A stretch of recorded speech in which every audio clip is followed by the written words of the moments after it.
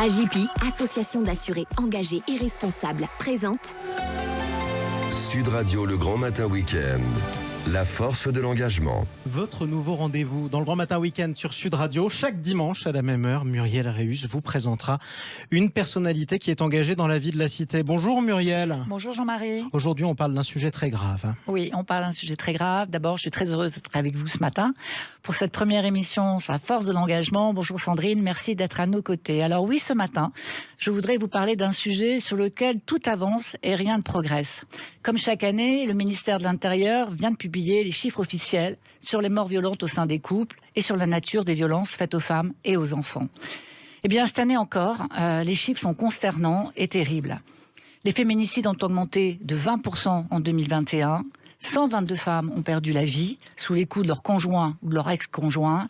Et sur ces 122 femmes, 32% étaient déjà des victimes de violences antérieures. Et cette semaine, nous avons déjà dépassé la barre des 80 féminicides. Alors, les questions sont nombreuses. Pourquoi la France ne progresse-t-elle pas plus, en dépit des engagements du président lors de son précédent quinquennat et sa dernière élection ?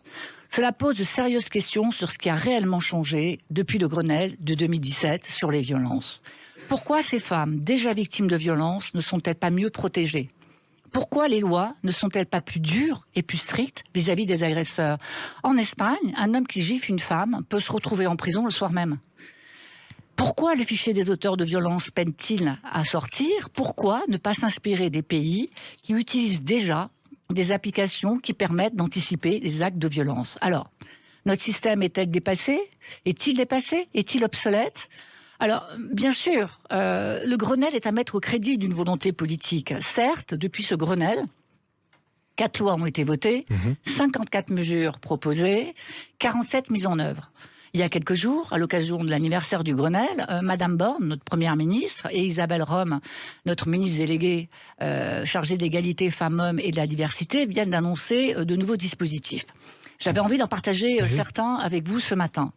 Doubler les enquêteurs spécialisés et doubler la présence policière dans la rue. Créer 1000 places d'hébergement supplémentaires et lancer un pacte nouveau départ qui sera une sorte de guichet unique pour faciliter le départ du domicile des femmes en situation de violence. Ça, c'est une mesure dont on attend beaucoup. Car il faut bien savoir que quitter le domicile conjugal est une véritable gageure. Et c'est un véritable parcours du combattant. Il faut en moyenne, toutes les associations le disent, entre 7 et 7 retours pour quitter un conjoint violent. Ce qui est terrible d'ailleurs. Ce qui est terrible. Mais pour les associations, et nous en parlerons avec mon invité ce matin, il reste des points essentiels à faire évoluer. Alors, parce que l'on voit encore trop de décisions de justice inexpliquées et inexplicables, il faut rendre obligatoire, et je dis bien obligatoire parce que c'est là que le bas blesse, la formation des magistrats et des juges sur l'emprise, le cycle de la violence et le stress post-traumatique. Par ailleurs, on a un chiffre impossible qui revient tous les ans. C'est ce chiffre de 80% de femmes qui ne portent pas plainte. On doit tout faire pour changer cela. Et peut-être que la création d'une justice spécialisée, dont on parle déjà depuis longtemps, pour améliorer le traitement judiciaire des violences, pourrait contribuer à ce changement. Alors, pour reprendre les propos de la ministre, et je la cite, donner une gifle à sa femme, à sa compagne, ce n'est pas comme voler un portable dans la rue. Il faut interroger cet acte et lui donner une réponse immédiate. Madame la ministre, tout autour de cette table et de nombreuses associations sont d'accord avec vos propos. Et cette phrase nous laisse espérer que peut-être un véritable changement peut s'opérer. Reste à espérer justement que cet espoir prenne forme. Pour en parler, on le disait, votre invitée Muriel ce matin, Sandrine Boucher, qui est la cofondatrice et la présidente de l'Union nationale des familles de féminicides. Bonjour à vous Sandrine. Bonjour. Bonjour Sandrine, je suis très heureuse que vous ayez accepté de venir ce matin pour parler d'un sujet extrêmement grave qui sont les féminicides. Alors on est d'accord, tous les féminicides ne se ressemblent pas, mais tout se termine de la même façon. Des histoires de vie détruites, des drames innommables, des enfants en souffrance et des familles anéanties. Il y a quelques mois, vous avez publié ce livre que je tiens entre les mains, Elle le quitte, il la tue. Ce livre, c'est l'histoire de Ghislaine, votre sœur de 34 ans. De Guylaine. C'est Guylaine, pardon, vous avez raison, de Guylaine, votre sœur de 34 ans, qui en présence de votre nièce de 7 ans, a été immolée par l'homme avec lequel elle vivait depuis 10 ans. Un homme que vous aviez accueilli dans votre famille, un homme qui était le parrain de votre fils aîné. Guylaine, votre sœur, n'a pas survécu. Et aujourd'hui, c'est votre famille qui élève sa fille, que vous avez adoptée et qui est devenue votre propre fille. Alors Sandrine, est-ce qu'on peut ou comment peut-on surmonter une réalité si dure, si violente ? On la surmonte jamais vraiment. On apprend à vivre avec cette douleur et cette tristesse. Et dans mon cas, je l'ai transformée. J'ai transformé ce drame en quelque chose d'utile pour les autres familles. Oui, vous avez créé une association, l'Union nationale des familles de féminicides. Vous avez d'ailleurs, vous consacrez d'ailleurs 100% de votre temps à cette association. Vous avez même quitté votre travail d'auxiliaire de périculture. Alors, quel est le but de votre engagement et de votre combat avec cette association ? En fait, il y a un mot très commun à toutes les familles de victimes, c'est le mot solitude. On se retrouve extrêmement seul à l'annonce de ce meurtre. Et j'ai voulu vraiment créer cette association avec d'autres familles pour accompagner, soutenir, orienter les familles à qui malheureusement ça va arriver. Et toutes les familles qui travaillent à vos côtés, toutes les femmes qui travaillent à vos côtés, les hommes aussi, ont tous été victimes de féminicide, hein, si je crois bien. Oui, c'est la particularité de notre association. L'intégralité du conseil d'administration n'est composée que de familles de victimes. Ça peut être des frères, des beaux-frères, des sœurs, des frères, des sœurs, des mamans, des cousines. Voilà, c'est exclusivement des familles. Ça veut dire qu'il faut avoir vécu ce drame pour pouvoir accompagner d'autres familles. Le soutien des pères est très important. Avoir vécu la même souffrance fait qu'on se comprend mieux.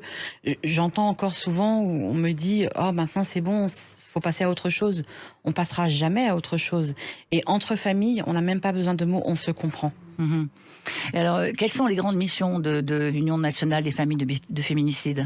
Alors, il y a une mission de prévention, donc comme ce que je fais aujourd'hui, venir parler à la radio, aller former les policiers, les gendarmes, aller dans les écoles aussi sensibiliser les enfants. Donc voilà, ce volet-là. Et il y a aussi le volet soutien aux familles. On accueille les familles qui ont subi le même drame que nous. On les oriente vers les bons avocats, vers les bons centres de prise en charge psychotraumatique, et on les informe sur leurs droits, parce que très souvent, on n'a même pas accès à nos droits. C'est une association nationale, bien sûr. Oui, c'est une association nationale. Et combien de familles vous suivez aujourd'hui ? On a un peu plus d'une centaine de familles. Ok. Alors, on est d'accord pour dire que les enfants sont au cœur de ce drame. Hein. Ils sont confiés à d'autres familles quand un des parents a commis l'impensable. Qu'est-ce qu'on peut dire sur ces enfants ? Est-ce que d'abord vous êtes sûr que les familles auxquelles ils sont confiés ont été on va dire entre guillemets vérifiées. Est-ce qu'on est bien sûr que les familles sont en capacité de les accompagner ? Alors aujourd'hui, à part si vous vivez dans le 93, en Seine-Saint-Denis, il n'y a pas ce qu'on appelle le protocole féminicide. Du coup, les enfants sont confiés sans aucune évaluation de la famille. Donc ils peuvent être confiés aussi bien à la famille paternelle qui... dans la détresse qu'on peut comprendre suite à l'acte de leur fils ou de leur frère, va être dans le déni de cette situation, donc va dire à l'enfant, c'est un accident, papa aimait tellement maman, puis maman n'était pas très gentille, ou même dans les familles maternelles, où, moi je prends mon exemple, ma maman n'aurait jamais été en capacité d'accueillir sa petite fille avec tout l'amour qu'elle lui porte. Elle est tellement effondrée par ce qui s'est passé qu'elle n'aurait pas été en capacité de bien la prendre en charge. Le problème aujourd'hui, c'est qu'il n'y a pas de prise en charge réelle de ces enfants. On nous confie ces enfants. J'en suis la preuve vivante. On m'a confié ma nièce. Oui. Et à aucun moment, il y a eu un accompagnement psychologique de proposer, alors que ma nièce a vu sa maman brûler sous ses yeux. Elle avait 7 ans. Absolument horrible. Et comment vous avez pu l'adopter ? Le processus a été difficile, complexe, ou on vous a écouté dans cette demande ? Alors, il n'a pas été difficile, mais il a été long. Long parce qu'il faut attendre que monsieur ait été... on lui ait retiré son autorité parentale. Qui est un vrai sujet. Qui est un vrai sujet. Ouais. Et donc il a fallu attendre le procès d'assises. Et ensuite on a pu mettre en place cette procédure d'adoption.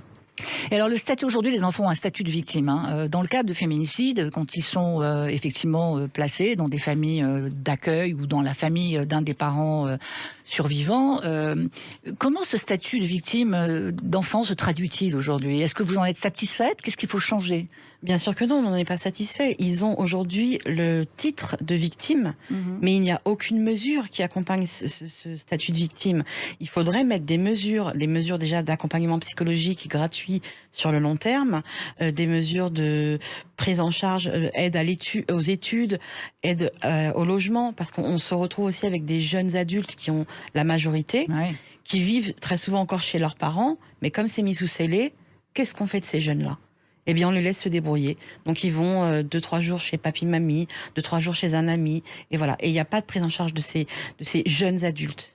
Alors, vous venez de parler d'appartements sous scellés. Je sais que vous avez un combat aujourd'hui sur un certain nombre de mesures, et notamment sur les appartements qui ont vécu ces drames. Vous pouvez nous en parler un petit peu ? Oui, bien sûr. C'est-à-dire qu'aujourd'hui, la scène de crime reste à la charge de la famille. C'est-à-dire que ce qui est horrible. C'est-à-dire que quand on lève les scellés, on nous remet les clés et l'appartement est dans l'état qu'il était le soir même. L'État n'a l'obligation que de enlever le corps de la victime.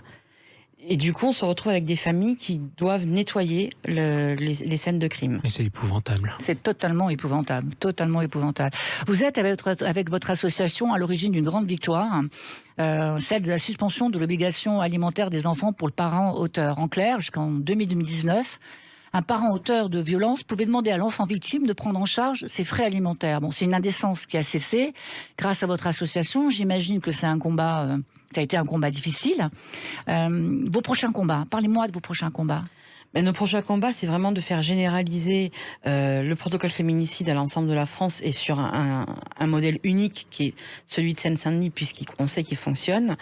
Et là où on voudrait aussi attirer l'attention, c'est sur la prise en charge des auteurs. C'est tant qu'on prendra pas en charge les auteurs correctement et les enfants victimes de violences, quand je dis victimes, aussi bien témoins que victimes directes, on continuera à répéter ce schéma. On le voit, les hommes violents, très souvent, ont été eux-mêmes victimes ou témoins enfants. Donc il faut prendre en charge ces enfants pour éviter de les mettre dans un schéma de répétition. Alors on sait qu'il y a des centres qui ont ouvert aujourd'hui, près de 5 000, 6 000 personnes ont déjà été reçues dans ces centres. Ce que l'on sait aussi, c'est que les récidives ont baissé de 30% à peu près, 30-33%. Alors moi j'ai un peu envie de dire aussi que toutes les aides sont les bienvenues, évidemment celles de l'État, mais celles aussi des entreprises, et puis celles des personnalités. On va remercier Gérard Lanvin du soutien qu'il vous a apporté avec sa chanson Appel à l'aide. Est-ce qu'il y a un numéro de téléphone, une adresse mail pour vous joindre ? Oui, bien sûr, l'association est joignable au 06 25 36 27 81 et vous pouvez également envoyer un mail à sandrinebouchet@unff.fr. Merci Sandrine, et je conseille à tout le monde d'acheter ce livre, Elle le quitte, il la tue. Absolument. Et puis on rappellera d'ailleurs sur la vidéo, sur la chaîne YouTube de Sud Radio, la vidéo de cet entretien, on mettra aussi le numéro de téléphone que vous venez d'indiquer ainsi que votre adresse mail. Merci beaucoup Sandrine Bouchet pour ce témoignage. Merci. Muriel Réus, c'est difficile évidemment de remonter le moral après tout ce qu'on vient d'entendre. Malgré tout, c'est important de finir exactement. C'est important de finir sur une note d'espoir aussi et d'espoir culturel. Vous avez un coup de cœur. Oui, cette semaine j'ai un coup de cœur. C'est le premier film d'Alexandra Lamy en tant que réalisatrice qui s'appelle Touché. Alors Touché, c'est un téléfilm sur la résilience des femmes victimes de violences conjugales et sexuelles. Des femmes qui, pour se reconstruire, vont s'inscrire à une thérapie basée sur l'escrime.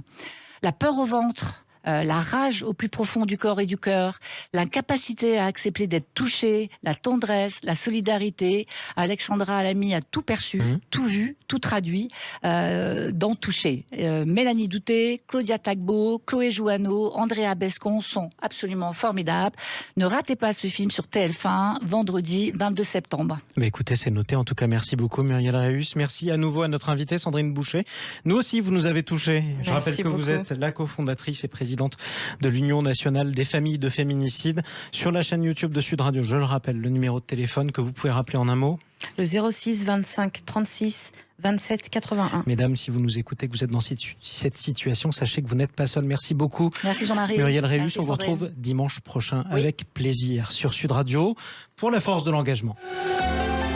Sud Radio, le grand matin week-end. La force de l'engagement.